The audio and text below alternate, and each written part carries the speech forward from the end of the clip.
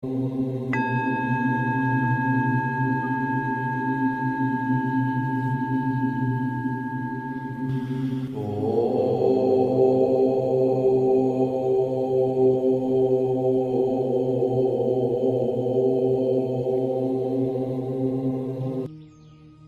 हो सकता है ओम मंत्र का रहस्य?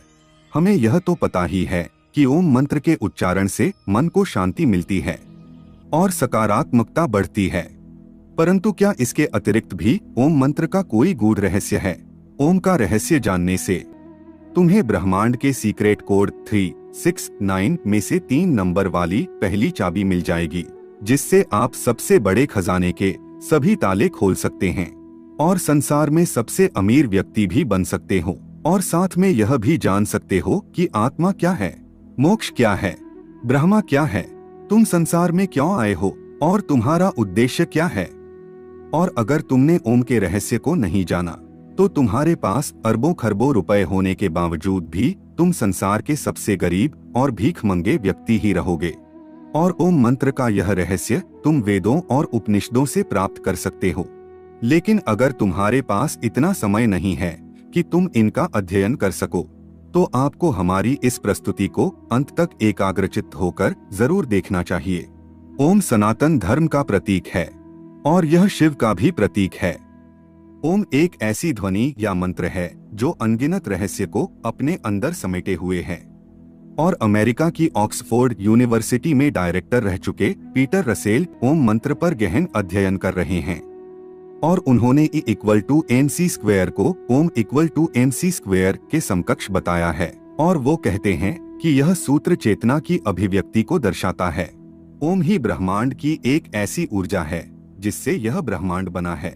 यूनाइटेड स्टेट में अलग अलग जगह पर रिसर्च चल रहा है कि ओम की ध्वनि का हमारे शरीर पर क्या असर पड़ता है। इस रिसर्च में जब अलग अलग ध्वनि को ऊंची आवाज में बजाया जाता है तो हर ध्वनि का असर शांत पड़े पानी पर अलग अलग पड़ता नजर आता है, लेकिन ओम की ध्वनि का असर पानी पर सबसे अलग पड़ता है। रिसर्चर खुद हैरान थे कि ओम की ध्वनि के बजने पर पानी पर ऐसी आकृति बनती है जैसे कि सनातन धर्म में बताए गए श्री यंत्र की आकृति होती है। ओम के सिवा कोई ध्वनि ऐसी आकृति नहीं बनाती थी। रिसर्चर ने बताया कि ओम की ध्वनि बहुमूल्य ज्ञान का खजाना है। और जब प्राचीन काल में एक सन्यासी को लगा कि गुप्त मंत्र से बड़े बड़े खजाने के ताले तोड़े जा सकते हैं, तो यह सन्यासी गुप्त मंत्र की तलाश में एक बड़े आश्रम में जाता है। वहाँ के आचार्य से कहता है कि आप मुझे मूल्यवान गुप्त मंत्र दीजिए। तो आचार्य ने कहा कि मैं तुम्हें गुप्त मंत्र तो दूंगा, लेकिन तुम्हें सालों तक यहाँ रहकर सेवा करनी होगी। सन्यासी ने सेवा करते करते सालों बिता दिए। एक दिन सन्यासी आचार्य के पास गया और बोला कि अब तो वह गुप्त मंत्र मुझे दे दीजिए। तो आचार्य ने कहा कि ठीक है, तुम मेरे नजदीक आओ, मैं तुम्हारे कान में वह गुप्त मंत्र कहूंगा। सन्यासी नजदीक गया तो आचार्य ने ओम मंत्र दिया। सन्यासी खुश हो गया, वह वहां से चला गया और ओम का जाप करने लगा, लेकिन कोई धन की प्राप्ति नहीं हुई। तो उसे संदेह हुआ कि आचार्य ने उसके साथ धोखा किया है। वह जब बाहर निकला तो एक माँ उसके बेटे को बुला रही थी कि ओम बेटे यहाँ आओ। तो सन्यासी चौंक गया, क्योंकि यहाँ तो किसी के बेटे का नाम ही ओम था। जब वह और आगे गया तो कुछ ब्राह्मणों को देखा जो हरि ओम बोल रहे थे। सन्यासी ने कहा, अच्छा, यहाँ भी ओम बोला जा रहा है। सन्यासी रास्ते में और आगे बढ़ा तो कुछ विद्यार्थियों को ओम शांति ही बोलते हुए सुना।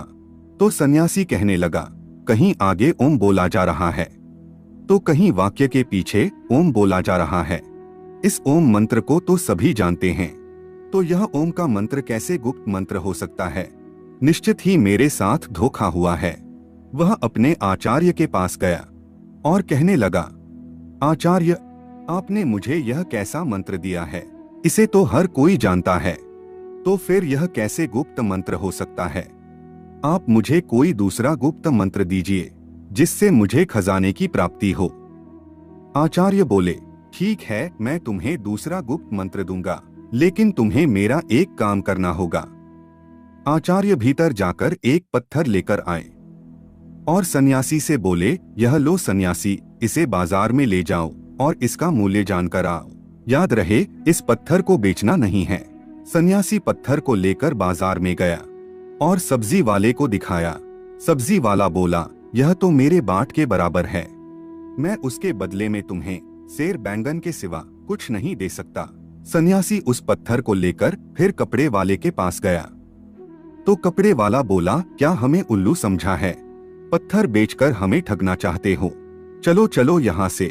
सन्यासी पत्थर को लेकर पूरे बाजार में फिरता रहा, लेकिन किसी ने उसका मूल्य नहीं बताया और किसी ने उसको मुफ्त में भी नहीं लेना चाहा।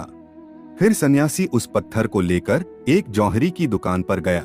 जौहरी ने उस पत्थर को देखा और बोला, कहाँ से मिला तुम्हें इतना कीमती रत्न? यह तो बहुत ही मूल्यवान रत्न है। मेरे पास तो इतना धन ही नहीं है कि मैं यह रत्न खरीद सकूं, और पूरे राज्य में शायद ही कोई ऐसा होगा जो इसे खरीद सकेगा। सन्यासी उस पत्थर को लेकर अपने आचार्य के पास वापस आया और आचार्य से कहने लगा, आचार्य, जौहरी इसे मूल्यवान बता रहा था और दूसरों के लिए यह एक पत्थर मात्र था। आपको पता था कि यह पत्थर नहीं लेकिन कीमती रत्न है, तो फिर मुझे इसका मूल्य जानने के लिए बाजार में क्यों भेजा? तो आचार्य कहने लगे, ताकि तुम ओम का मूल्य जान सको। जैसे इस पत्थर का मूल्य हर कोई नहीं जान सका, यानी इसका मूल्य गुप्त है, हर कोई नहीं आंक सकता, केवल पारखी आंखें ही पहचान सकी कि यह पत्थर नहीं रत्न है। उसी तरह ओम भी एक रत्न है जिसका मूल्य गुप्त है, और जो ओम का मूल्य जानते हैं वह समृद्ध हो जाते हैं। अब ध्यान से सुनो, मैं तुम्हें ओम का विस्तार पूर्वक रहस्य समझाता हूँ। देवताओं के सेनापति भगवान कार्तिकेय ने भगवान शिव को ओम का जो अर्थ बताया है वह मैं तुम्हें बताता हूँ। ओम एक ऐसी प्राकृतिक ध्वनि है जो बिना किसी टकराव से उत्पन्न होती है। इसे तुम अक्षर, शब्द, ध्वनि या नाद भी कह सकते हो। ओम में 3 ध्वनियां हैं जिसे मात्रा कहा जाता है। वे है अध्वनि, उध्वनि और मध्वनि। जब अध्वनि और उध्वनि मिलते हैं तो ओ ध्वनि बनाता है, और जब उध्वनि से म मिल जाता है तो ओम बनता है। ओम की 3 ध्वनियों से ही समस्त विश्व की सभी भाषाएं और बोलियां बनती है, और गूंगा भी अध्वनि, उध्वनि और मध्वनि यह 3 ध्वनियां बोल सकता है। आपकी भाषा कोई भी हो, लेकिन जब आप उच्चारण के लिए मुंह खोलते हैं तो सबसे पहले अकार की ध्वनि ही निकलती है, और जब तुम उच्चारण के अनंतर मुंह बंद करते हो तो मकार की ध्वनि ही निकलती है, और जब तुम होठों को पास लाकर मुख को आधा खुला और आधा बंद रखते हो तब उकार की ही ध्वनि सुनाई पड़ती है। इसीलिए सभी भाषाओं की सभी ध्वनियां, फिर वह स्वर हो या व्यंजन, ओंकार के अंतर्गत ही आती हैं। इसलिए ओम विशिष्ट वैश्विक ध्वनि है। ओम ईश्वर का प्रतीक भी है। मांडूक्योपनिषद के अनुसार ओंकार जगत की उत्पत्ति और लय का प्रतीक है। अध्वनि सर्जन को दर्शाती है, उध्वनि सांसारिक प्रपंच को दर्शाती है, और मध्वनि इस समग्र संसार के लय को दर्शाती है। ओंकार आत्मा की 3 अवस्थाओं को भी दर्शाता है। पहली स्थिति है जागृत। इस अवस्था में जीवात्मा अपने स्थूल अंगों और इंद्रियों से भोगों को भोगता है। दूसरी स्थिति है स्वप्न अवस्था। इस अवस्था में जीव अंतःप्रज्ञ होकर जागृत अवस्था में भोगे हुए भोगों को अपने मन के द्वारा अनुभूति करता है। तीसरी अवस्था है सुषुप्ति। इस स्थिति में जीवात्मा आनंदमय ज्ञान स्वरूप हो जाती है और ज्ञान से परमानंद को प्राप्त करती है, और इन तीनों अवस्था के बाद आत्मा ब्रह्मलीन हो जाती है। इस अवस्था में आने के बाद आत्मा अद्वैत शिव ही शिव रह जाती है। अब उसे जीव, जगत और ब्रह्म के भेद का प्रपंच नहीं रहता, और उसे अनाहत नाद ओम सुनाई देता है। अनाहत नाद कोई ध्वनि नहीं है, लेकिन अनाहत एक अनुभूति है जिसमें आत्मा कहती है कि अहम ब्रह्मास्मि, शिवोहम, मैं ही ब्रह्म हूँ, मैं ही शिव हूँ, मैं ओंकार हूँ। मैंने ही जगत के रूप में अपना विस्तार किया है। मैं ही शेर हूँ जो मेरे ही हिरण रूप को मारने जा रहा हूँ। मैंने ही अपने पुत्र के रूप में जन्म लिया है, और मैं ही मेरे माता पिता के रूप में जन्म ले चुका हूँ। इस संसार में केवल मैं ही हूँ, मेरे सिवा कोई नहीं है। बोलने वाला भी मैं ही हूँ। और सुनने वाला भी मैं ही हूँ। सांप बनकर मैं ही अपने आप को डसने जा रहा हूँ और मैं ही उससे बचने के लिए दौड़ रहा हूँ। इस ओमकार के रहस्य को जान लेने के बाद सोना, चांदी, रुपए, पैसे सब मिट्टी लगने लगता है, क्योंकि यह सब भौतिक पदार्थ वास्तव में मेरा ही स्थूल रूप है। मैं तो इतना अमीर हूँ कि यह घर, यह जमीन, यह पृथ्वी, यह तारामंडल ही नहीं, पूरा ब्रह्मांड ही मेरा है। और ऐसे कितने ब्रह्मांड होंगे जो मेरे ही अंग है।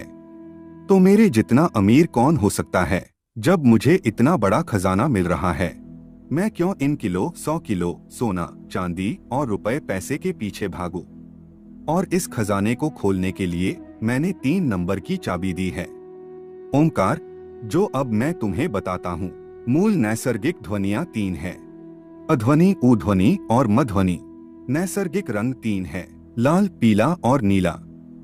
प्रकृति के मूल लक्षण 3 है, नाम, रूप और गुण। शरीर की तासीर 3 है, कफ, पित्त और वायु। ब्रह्मांड की स्थितियां 3 है, उत्पत्ति, पालन और प्रलय। और उनके देवता भी 3 है, ब्रह्मा, विष्णु और महेश। पदार्थ के मूल तत्व 3 है, न्यूट्रॉन, प्रोटॉन और इलेक्ट्रॉन। पहले आयाम 3 है, लंबाई, चौड़ाई और गहराई।